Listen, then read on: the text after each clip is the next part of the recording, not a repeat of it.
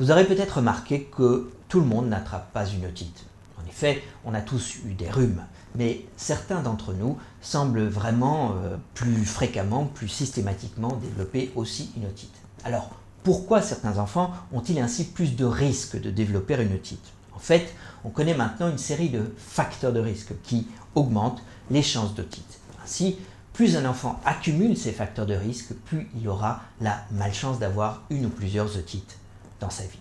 L'otite atteint rarement les grands enfants et les adultes. Bien sûr, cela peut tout de même arriver. Mais les jeunes enfants sont en fait les plus touchés, en particulier entre les âges de 6 mois et 18 mois. Alors vous allez me dire, pourquoi les jeunes enfants?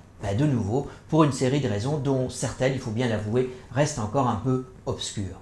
Par exemple, les jeunes enfants développent leur premier rhume entre les âges de 6 mois et 1 an environ.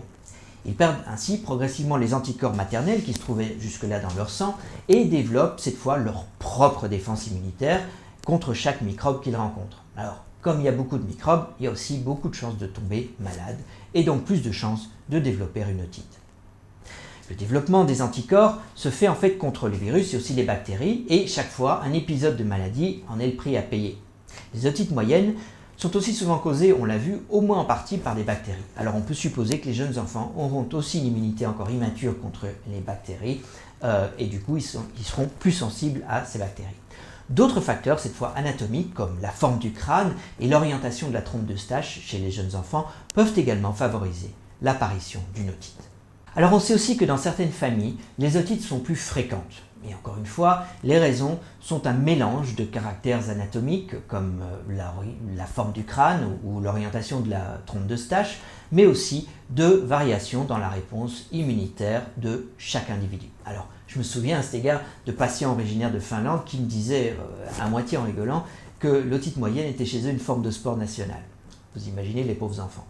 Alors il est tout à fait clair aussi que la fréquentation d'une crèche augmente le risque d'otite chez les enfants. Ce risque est d'autant plus grand d'ailleurs que la crèche est plus grande. On sait très bien par ailleurs que les maladies respiratoires en général sont plus fréquentes aussi chez les enfants qui vont en crèche. Ces enfants ont en fait plus de chances d'être en contact avec un virus respiratoire comme le virus du rhume ou le VRS ou le virus de la grippe et seront aussi en contact avec plus de bactéries plus tôt dans leur vie. Bactéries qui vont alors coloniser leur voie respiratoire. Ces bactéries, on l'a vu, jouent également un rôle dans l'otite, mais aussi dans d'autres maladies infectieuses. Alors une fois de plus, on doit reparler des bienfaits de l'allaitement maternel.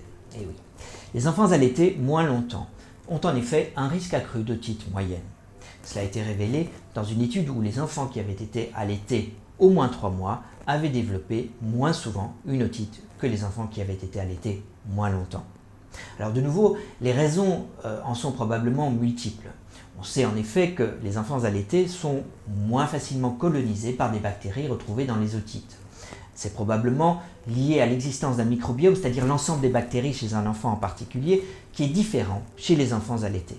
Il y a probablement aussi des facteurs protecteurs dans le lait maternel et peut-être aussi un facteur lié à la position lors de la tétée. L'exposition à la pollution de l'air et en particulier à la fumée du tabac augmente les risques d'otite chez l'enfant. Les données de l'exposition à la fumée du tabac par les parents qui fument sont tout à fait claires à cet égard. Il faut noter cependant que l'effet de la pollution atmosphérique de l'air sur le développement de l'otite est lui moins bien défini que le cas du tabagisme parental. Dans la liste des facteurs de risque, on peut également relever que l'utilisation d'une tétinette, elle aussi, associée à une légère augmentation du risque d'otite moyenne. Enfin, certains enfants avec des maladies du système immunitaire, une rhinite allergique, une fente palatine ou un syndrome de Down ont également plus de risques de développer une otite moyenne aiguë.